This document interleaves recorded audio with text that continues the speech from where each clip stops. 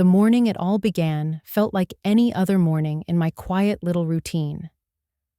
I woke before sunrise, as I often do at my age, and sat by the window with a cup of tea warming my hands. The neighborhood was still, the kind of stillness that makes you feel as though the world is holding its breath. I watched the sky shift from pale lavender to soft gold while the kettle cooled on the stove behind me. Jacob was still asleep in his room, humming in that gentle way children do when dreams carry them lightly instead of weighing them down. Raising him had shaped my life for more than a decade. I was already in my 60s when I became the closest thing he had to a stable parent. His mother, Elena, had walked out the same year he was born, leaving behind nothing but a diaper bag, a broken promise, and a trail of questions that no one dared to answer aloud. She never called. She never wrote. She never sent a birthday card or a school letter or a late-night apology. In her place grew a silence that I tended the same way one tends a fragile plant, carefully, patiently, without letting bitterness seep into the soil. Jacob was always different, in the best possible way. When other children struggled with reading, he read entire chapters before breakfast. When other children built simple block towers, he created structures that looked like miniature cities. And by the time he reached 9, he was already tinkering with computers in a way that made teachers whisper to one another with a kind of awe. He was gifted. Not spoiled, not arrogant, genuinely gifted. And it was my privilege to raise him. That morning, as I sipped my tea, I heard his door open. He padded into the kitchen with hair sticking up in all directions. He smiled sleepily at me, and I smiled back, feeling that familiar warmth that comes from knowing a child trusts you completely. We ate breakfast slowly, talking about nothing urgent.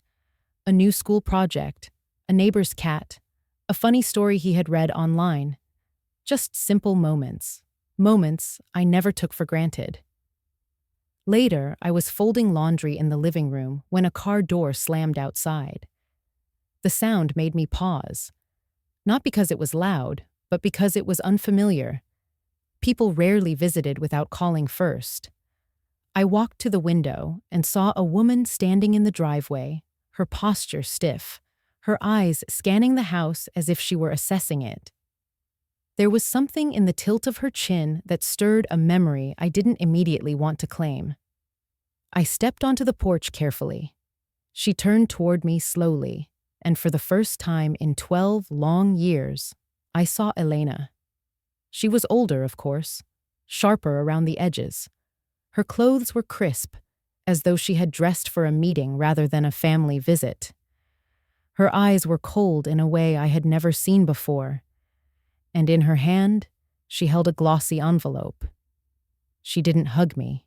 She didn't greet me. She didn't even say my name. Instead, she lifted the envelope and said, "I have proof you are not his family." The world didn't tilt. The air didn't shift. There was no dramatic moment of shock.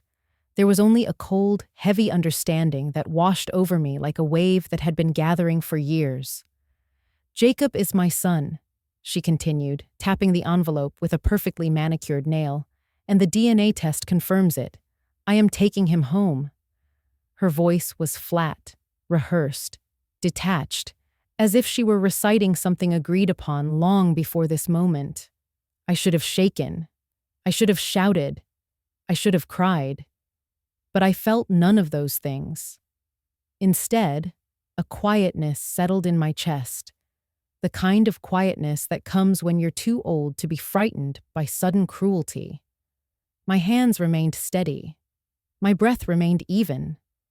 I looked at her, studying the bitter lines etched around her mouth, and wondered when she had become so certain she could walk back into a life she had abandoned without consequence. I didn't ask to see the test. She wouldn't have shown it to me anyway. I didn't argue. I didn't beg. Instead, I stepped back slightly, letting the cold wind brush past my shoulders. "Jacob is inside," I said softly. If you came to see him, you may. She blinked, almost surprised by my composure. She seemed to expect a fight, something dramatic she could use to strengthen whatever story she planned to tell. But I had learned long ago that strength doesn't always sound like shouting. Sometimes it sounds like calm. Jacob came to the door behind me. He froze when he saw her, recognition flickering in his expression like a weak flame. He didn't run to her. He didn't smile. He didn't ask where she had been. He simply looked at her, silent, guarded. Elena crouched slightly, trying to soften her expression. Hello, sweetheart. I'm home now. Home. The word felt wrong in her mouth, like a stranger wearing someone else's shoes. Jacob took a small step backward, instinctively moving closer to me. In that moment, something inside me shifted, a quiet certainty that whatever Elena had come for, it wasn't love. It wasn't reconciliation. It wasn't motherhood. It was something colder, something more calculated. We stood in silence for several seconds before she straightened, snapped the envelope against her palm, and said she would be in touch. Then she walked away. Jacob looked up at me, searching my face for answers I didn't yet have. I touched his shoulder gently. Let's sit for a while, I said, and we went inside. That night, while Jacob slept, I sat at the kitchen table with my hands wrapped around a mug of cooling tea. The envelope Elena had waved in my face replayed in my mind again and again. Not the test itself, but the confidence with which she believed it could erase 12 years of absence. Something about the timing felt wrong, unexpected, too sharp, too rehearsed. And beneath that wrongness, I felt something deeper. The beginning of suspicion, quiet but unmistakable, settling into place like the first line of a story I didn't yet know how to read. The days that followed her visit carried a weight I could feel in my bones. Not heavy in the way grief is heavy, but heavy in the way anticipation builds before a storm. Jacob moved through his routines with a kind of quiet caution, glancing toward the windows more often than usual, asking subtle questions without knowing he was asking them. Children sense instability the way animals sense approaching rain. They feel it long before adults acknowledge it. I tried to keep our days steady for his sake. Morning study, chores, coding time in the afternoon, dinner just after sunset. He had been working on a new software design, something clever and surprisingly sophisticated for a boy his age. Earlier that year, a tech company had purchased one of his small programs for a modest fee, and the experience had sparked something in him: curiosity, confidence, ambition. He was beginning to see himself as someone with a future shaped not by where he came from, but by what he could create. But now, that spark flickered. He asked me more than once if someone would try to take him away. I told him the truth as gently as I could. You are safe here. I didn't say it as a promise I wasn't sure I could keep. I said it because I intended to make it true. 3 days after Elena appeared, a letter arrived by certified mail.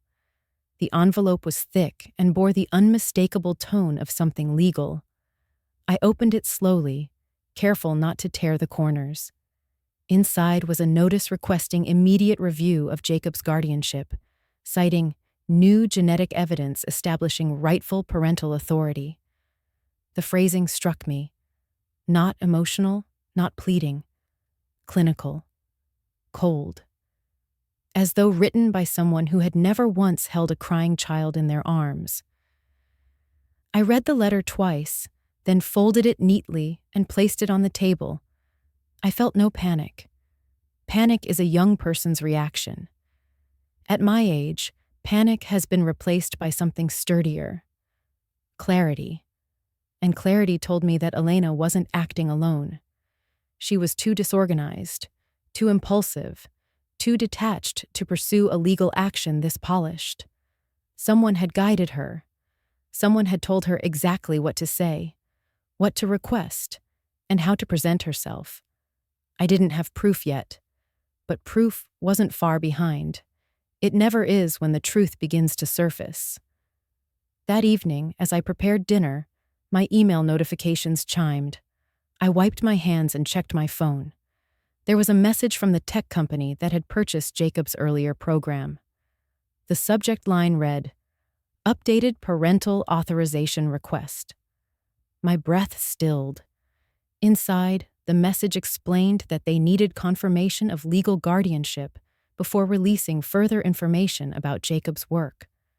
The timing was too perfect, too convenient, too aligned with Elena's sudden reappearance. I set the phone down and stood at the counter for a long moment, letting the pieces arrange themselves in my mind. The way Elena had spoken, the glossy envelope, the rehearsed tone, the legal wording, the tech company's sudden interest, the certified letter. This wasn't about family. It wasn't even about Jacob. Not truly. It was about what Jacob could create, what his talent could become, what his future could be worth. Elena wanted control of the boy she had abandoned for 12 years. Not for love, not for redemption, but for ownership. I felt anger rise in me for the first time since her return. Not hot anger, but cold anger. Quiet, steady, unwavering. The kind of anger that comes only from betrayal wrapped in pretense. I made a decision that night. Not impulsively, not emotionally, carefully. If Elena wanted to bring paperwork into this, then paperwork would be her undoing. Truth lived on paper. It lived in records, not claims. It lived in every doctor's form I had signed, every school enrollment, every emergency room wristband I had collected over the years. It lived in the pediatrician's letters, the therapist's notes, the adoption conversations that had taken place when Jacob was still learning to walk. I gathered every document I had and spread them across the dining table, a mosaic of 12 years of motherhood. I didn't raise my voice or cry. I simply worked, documenting a life built through love, sacrifice, and relentless consistency. But one question weighed on me. What exactly was in that DNA test Elena had waved at me? She had refused to show me the full report. She had only displayed the summary page. Why? The next morning, I called someone I hadn't spoken to in a long time, Dr. Helen Carver. She was an old friend, a retired geneticist with the kind of mind that saw through deceit the way sunlight passes through glass. When I told her what had happened, her silence was immediate and heavy, the kind of silence that means someone is thinking deeply. "Bring me the report," she said. "All of it." But I only had the photograph I took after Elena left, a single blurry image of the summary page listing genetic incompatibility. Helen told me to come to her house that afternoon. I hung up, feeling a shift inside me. The tide was turning. I didn't know how yet, but I could feel truth moving, preparing itself. That afternoon, I drove across town, rehearsing nothing, expecting nothing, simply carrying an ache that had grown sharper with each passing hour. I needed clarity, and I needed it now. Helen answered the door before I could knock. Her hair had gone fully silver since I last saw her, and her eyes were the same observant, steady blue they had always been. She ushered me inside without ceremony. Her house smelled faintly of tea leaves and old scientific journals. We sat at her dining table. I handed her the photo. She studied it, her fingers tracing the printed company name. At the bottom, "I know this lab," she said. There was something in her voice that made my skin prickle. She looked up slowly. "And I know who owns it." I waited. "A tech corporation," she said quietly. "A very powerful one. They bought this genetic testing company recently." She paused. The air felt heavy. "It is the same corporation," she continued, that purchased Jacob's software. The world sharpened around me. Everything clicked into place with cold precision. Elena's return, the DNA test, the legal notice, the timing, the company's email, the financial interest in Jacob. It all aligned. No one in that corporation would care whether you are biologically related, Helen said gently. They care about who controls Jacob. I closed my eyes, letting the truth settle. This was never about family. It was about ownership. It was about profit. It was about leverage. When I opened my eyes again, something inside me had changed. Fear had given way to resolve. Confusion had given way to clarity. If Elena wanted a war of papers, documents, and proof, she would have one. But she would not win it. I left Helen's house with a weight in my chest. But it wasn't dread. It was purpose. A kind of calm determination had settled over me, the kind I had only felt twice before in my life. Once when I signed the papers to raise Jacob, and once when I stood outside a hospital room waiting to hear whether a child I loved would survive an illness. Purpose is steadier than anger. It is quieter than outrage. It does not shake. It builds. On my drive home, the sky darkened, and rain began to fall in soft, rhythmic taps against the windshield. I drove slowly, listening to the sound as though it were a warning and a comfort at the same time. By the time I reached my house, the rain had turned into a downpour. I stepped inside, soaked from knees to shoes, but I did not mind. Some storms clear the air. Jacob was sitting at the kitchen table with his laptop open. He looked up as I entered, studying my expression with the intuition only children raised in emotional uncertainty possess. "Is she coming back?" he asked softly. I dried my hands and sat beside him. "We'll handle whatever comes," I said in a calm voice that surprised even me. He nodded slowly and returned to his laptop, but I could tell he didn't truly return to his work. His shoulders remained tense, his breathing shallow. He was worried, and I could not erase that worry, but I could protect him from the source of it. That night, after Jacob went to bed, I spread every document across the dining table once more. But this time, I categorized everything with the precision of a librarian who had cataloged tens of thousands of records. I grouped items by year, by medical facility, by school district. I highlighted signatures. I tabbed pages that showed my legal guardianship.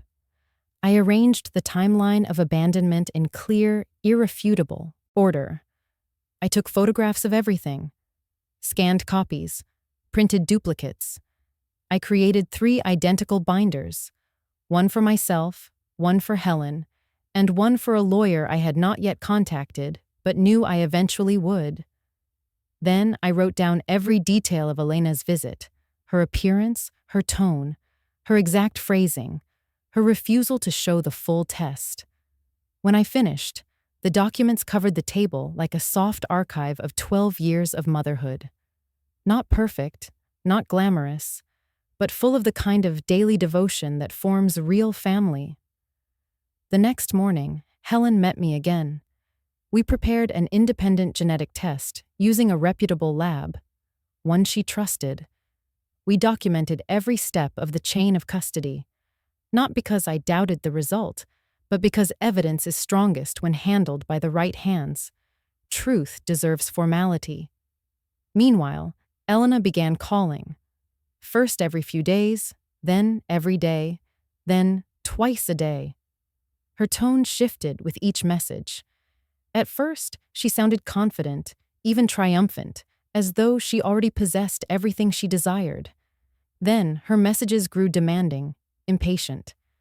Then they softened into practiced concern, as though pretending she cared would change anything.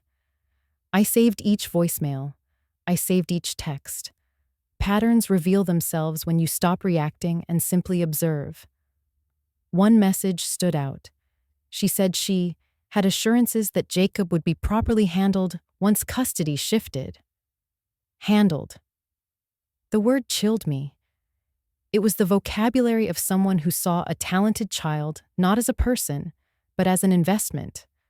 I saved that message twice. Over the next week, I noticed new inconsistencies. Elena claimed she had lived nearby for months, but her phone number traced back to another state.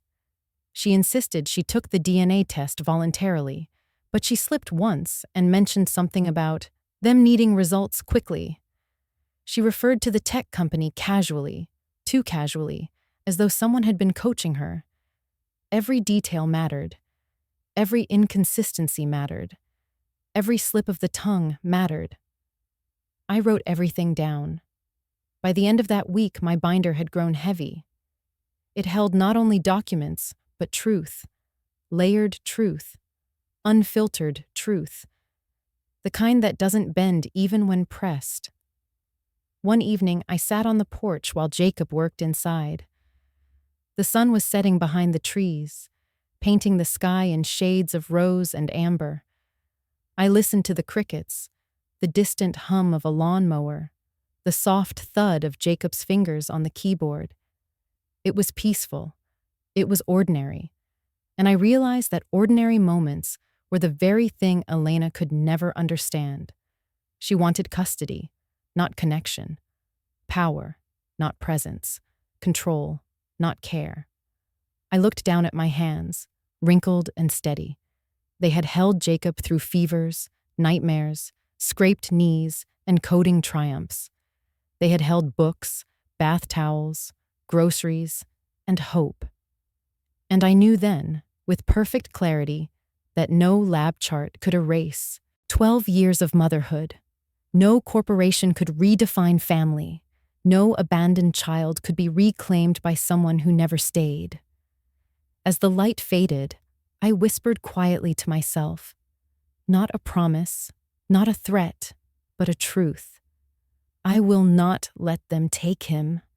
And when the last traces of sunlight disappeared, my resolve settled fully into place. The storm was coming, yes, but I was ready. The week leading up to the guardianship hearing settled into a rhythm that felt almost ritualistic. Each morning, I woke before dawn and sat at the kitchen table with my binder open, reviewing every document slowly, as though I were memorizing a script written in the ink of my own life. The pages smelled faintly of paper and toner, the familiar scent of truth laid out plainly. Jacob ate breakfast beside me, quietly tapping away at his laptop. He pretended his world had not changed, but the way he glanced toward the doorway every few minutes told me he felt the weight of what was coming. I tried not to let him see how much I was working behind the scenes. A child should not have to watch an adult build a fortress out of documents. A child should not carry the burden of wondering whether they are safe. So I created small patches of normalcy for him. An evening walk, a game of checkers, moments where he could simply be a 12-year-old boy again. But each night when he went to bed, I returned to the table. I highlighted inconsistencies. I transcribed every voicemail from Elena word for word. I printed phone logs, school records, medical files. I made a timeline of the years she was gone, the years she claimed she never meant to lose. It formed a line so long and so empty it almost hurt to look at. A barren stretch of time broken only by the milestones I had created for Jacob. Helen reviewed everything with me twice, then again a third time when I insisted. She was patient, composed, a woman who had spent decades in the scientific world where facts either held or they did not. She never rushed me. She never told me I was overreacting. She simply helped me build the kind of evidence even the most careless judge could not ignore.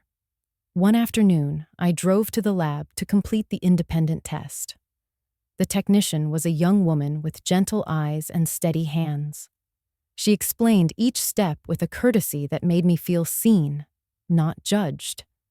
She sealed the sample in a tamper-proof envelope, signed each corner, logged it into the system with chain of custody documentation, then handed me the receipt. "This cannot be altered," she said. "It will stand exactly as it is."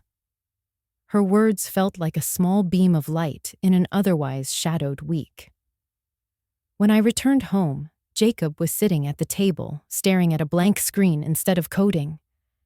He looked up when I entered, and for a moment, I saw something that broke me in a way no document ever could. Fear. Quiet. Contained, but unmistakable. "Am I going to have to leave?" he asked. I placed my hand on the back of his head gently, the way I had since he was small. "You are where you belong," I said, "and nothing will take you away from that." He nodded, but I could tell he did not fully believe it yet. Fear lingers in children longer than it should. That night, while Jacob slept, I organized everything one final time. Helen had helped me draft a letter explaining the conflict of interest between the genetic testing company and the tech corporation. It was written with the precision only a scientist can offer, and the weight of each sentence felt like a stone laid carefully in a foundation. The next morning, Elena called again. Her voice was sharper now, more impatient. "They said everything is moving forward," she said. "You should get ready to hand him over." I did not reply with anger. I simply said, "Thank you for letting me know," and ended the call. She believed my calm was surrender. She believed silence meant weakness. She believed she had already won. But she did not yet understand that quiet does not mean powerless. Quiet is how older women prepare. 3 days before the hearing, I received a notice from the lab. The independent results were ready. Helen picked them up for me. She called as she drove back, her voice crisp and steady. "You are his only stable parent," she said. "There is no genetic contradiction. None." My throat tightened, but I didn't cry. I simply whispered, "Thank you." The truth was in my hands now. Not emotional truth, not familial truth, legal truth. The kind of truth that cannot be swayed by manipulation or corporate interest. I felt something inside me shift. Not joy, not triumph, but relief layered with resolve. A storm had come, and I was still standing. The guardianship review took place on a gray morning, the kind where the sky hangs low and heavy, as if it too senses conflict unfolding. I dressed carefully, a soft charcoal sweater, a pair of navy slacks, and the silver locket Jacob had given me last birthday. Inside, it was a picture of us from his first year of kindergarten. He had lost both front teeth that autumn, and his smile had been crooked, unguarded, full of a joy I wanted him to feel again someday. When we arrived at the county building, the hallway hummed with low voices and shuffling papers. Helen met me by the entrance, carrying a folder thinned only by the confidence of someone who knows every page is a weapon of truth. She touched my elbow lightly.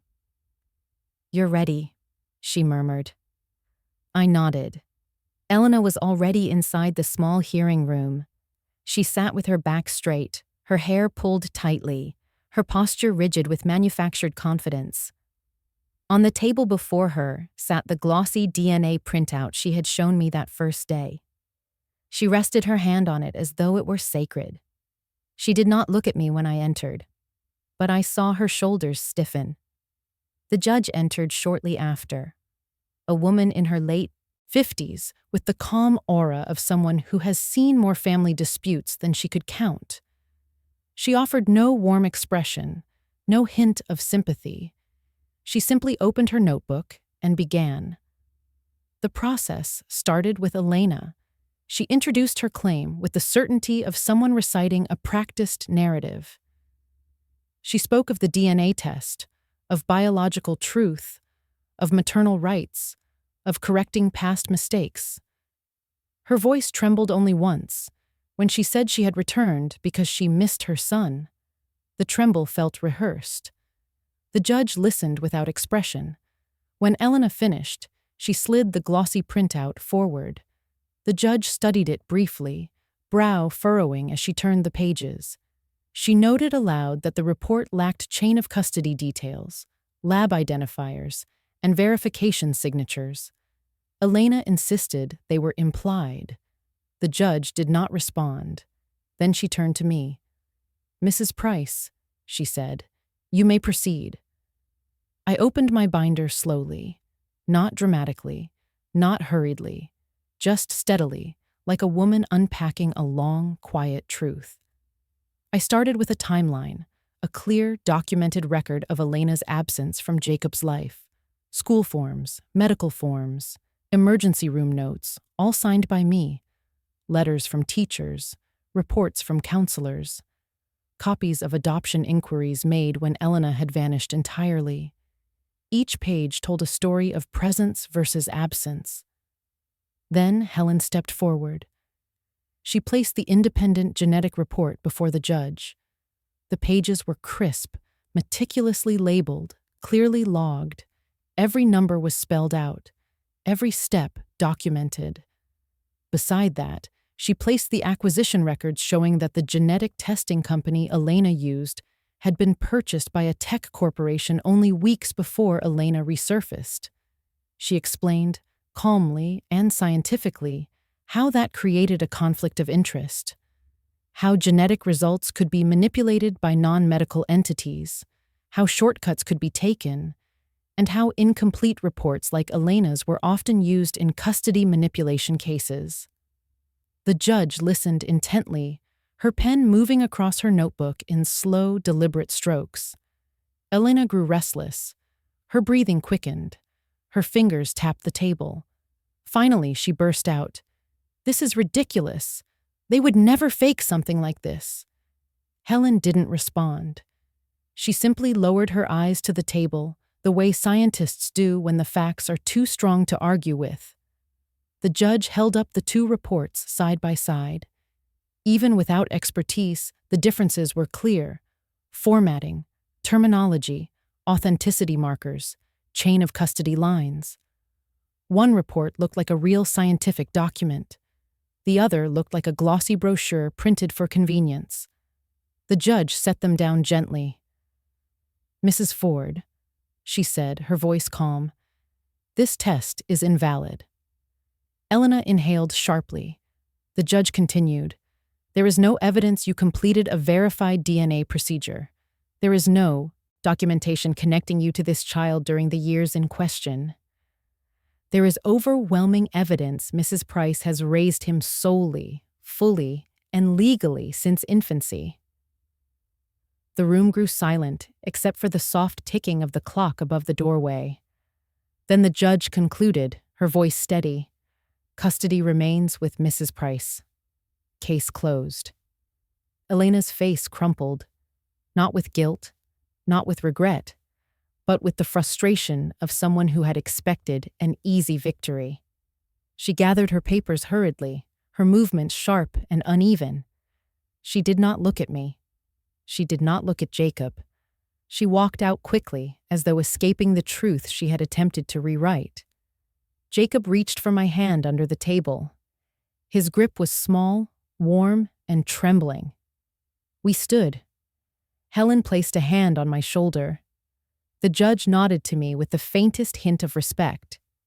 And we walked out of that room with nothing dramatic, nothing triumphant, just the quiet stability of a life that had been threatened and then restored.